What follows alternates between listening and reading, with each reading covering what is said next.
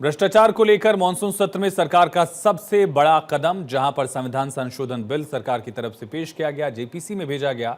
गृहमंत्री अमित शाह ने बुधवार को विधेयक पेश करने के बाद जेपीसी के लिए इसे भेजा।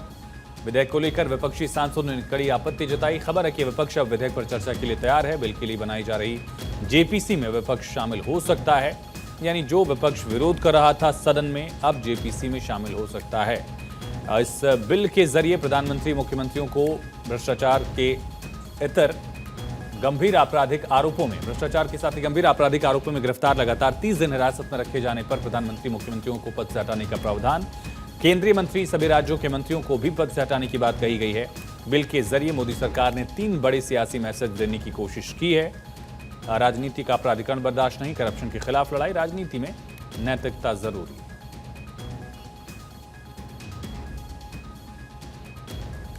तो बिल के जरिए युवाओं को साधने की कोशिश है। सरकार भ्रष्टाचार पर जीरो टॉलरेंस की नीति पर लगातार अडिग है, ये दिखाने की कोशिश। और इस तरह के मामलों में, खास करके गंभीर आपराधिक मामलों में, जिस तरह से ये बड़ा फैसला सरकार की तरफ से लिया गया और उस पर सरकार अब जेपीसी में भेजने के बाद आगे अब जेपीसी इस पर चर्चा करेगी। जी किशन रेड्डी केंद्रीय मंत्री ने क्या कहा, सुनिए।